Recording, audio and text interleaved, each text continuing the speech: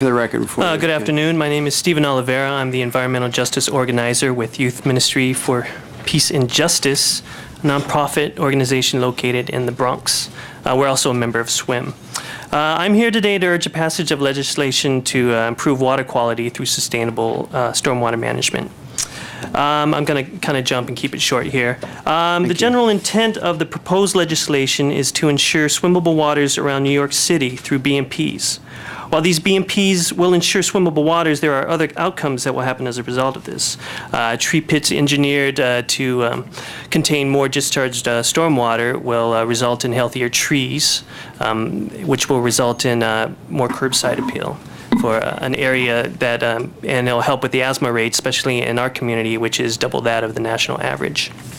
Now, there are many experts here from many organizations that are testifying in support of the proposed legislation of the stormwater management, sustainable stormwater management. Unfortunately, our experts cannot be here today. They're still completing the 5th grade.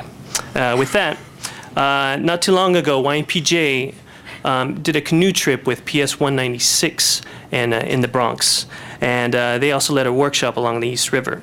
While the outings were a great success, the 5th graders really did notice what the Bronx River looked and smelled like in comparison to other rivers, in comparison to the same river up north. Their discovery of CSOs prompted YMPJ to lead a letter writing campaign with them to Mayor Bloomberg, and I'd like to read one of those here. The class asked me to, our expert. The letter is from one particular student, Ahmed, and he writes, Dear Mayor Bloomberg, my name is Ahmed, and I come from PS 196. I'm a 10-year-old boy, Mr. Mayor. This past week, me and my 5th grade class went to a park in the East River. While we were there, we learned a lot about CSOs. A CSO stands for Combined Sewer Overflow. That means that when it rains, you know how human waste works inside sewers? Well, on rainy days, sewers get overflowed and the sewer treatment plant can't handle it all. And it happens to happen that they dump the human waste into rivers such as the Bronx River, the East River, and many more. But the point is me and my class demand that you plant trees near our school. The reason behind this is that we would like you to do something. Mr. Mayor, you're probably wondering what we want for you to do. What we want is for you to make many city workers plant more trees and grass in the New York City area, especially near our school because we have no trees there. But we do have a CSO, so that's no good. We want more grass because when it rains, the soil and grass can soak it up and less water goes into the sewer. So that means less CSOs. If you decide to accept this proposition, our neighborhood is in the Bronx. We live on Ward Avenue. Our school is there too. And hopefully you will help us by sending city workers to help plant grass and trees. Sincerely, Ahmed.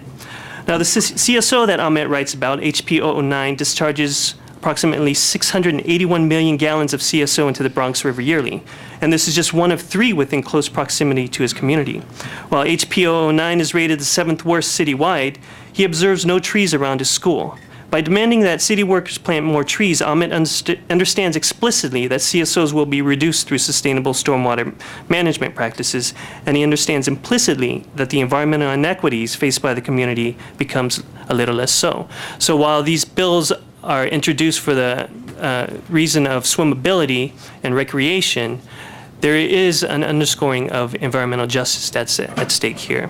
And with this, Youth Ministries for Peace and Justice urges the passage of legislation to improve water quality through sustainable stormwater management, improvement of water quality through sustainable stormwater management, which would improve quality of life. Thank you for your time.